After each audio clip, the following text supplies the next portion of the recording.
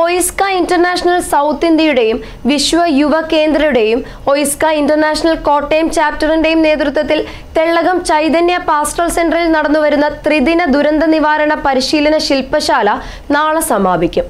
Advocate Francis George MP. Camp ഉദ്ഘാടനം ചെയ്തു. കേരളത്തിലെ വിവിധ ജില്ലകളിൽ നിന്നായി തിരഞ്ഞെടുക്കപ്പെട്ട സന്നദ്ധ സംഘടനകളുടെ 80ഓളം പ്രതിനിധികളാണ് 3 ദിവസം നടക്കുന്ന ശില്പശാലയിൽ പങ്കെടുക്കുന്നത്. വിവിധ കോളേജുകളിലെ വിദ്യാർത്ഥികളും ക്യാമ്പിൽ എത്തിയിട്ടുണ്ട്.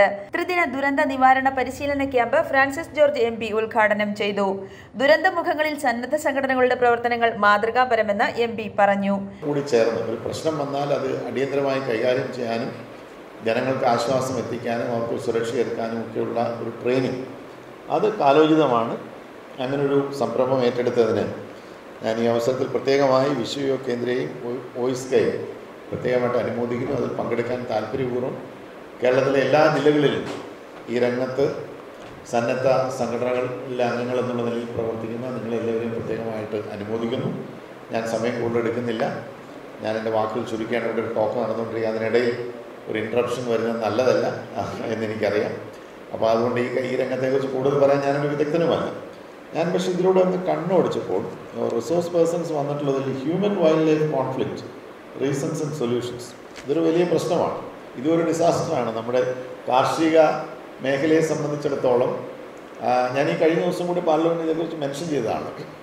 കാരണം ഇന്ന് നമ്മുടെ രാജ്യത്ത് ഇതൊരു വലിയ പ്രശ്നമായിട്ട് മാറിയിട്ടുണ്ട്. കേരളത്തിൽ പ്രത്യേകിച്ചും, കേരളത്തിലെ മലയോര മേഖലയിൽ പ്രത്യേകിച്ചും ജീവൻ നഷ്ടപ്പെടുന്നു, കൃഷി നശിക്കുന്നു.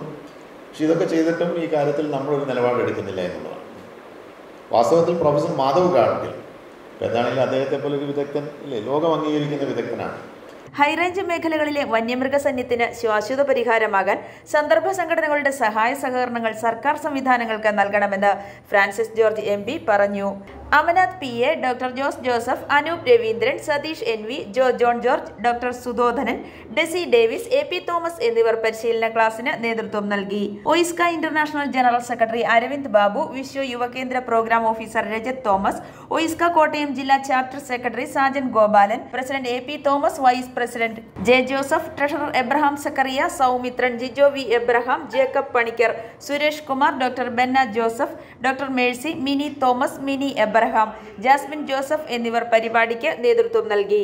OISCA international south India chapter അത് പരിസ്ഥിതി മേഖലയിൽ പ്രവർത്തിക്കുന്ന ഒരു ഇന്റർനാഷണൽ ഓർഗനൈസേഷനാണ്. അതിൻ്റെ സൗത്ത് ഇന്ത്യ ചാപ്റ്ററും യുവജനങ്ങളുടെ സമഗ്രമായിട്ടുള്ള വളർച്ചയ്ക്ക് വേണ്ടി പ്രവർത്തിക്കുന്ന വിശ്വ യുവ കേന്ദ്ര, അതിൻ്റെ ഡൽഹിയാണ് കേന്ദ്ര ഓഫീസ്. എന്നാൽ വിശ്വ യുവ കേന്ദ്രയുടെയും സംയുക്ത ആഭിമുഖ്യത്തിൽ ഈ ചൈതന്യയിൽ വെച്ച് 3 ദിവസത്തെ ദുരന്ത നിവാരണ വർക്ക്ഷോപ്പ് നടക്കുകയാണ്.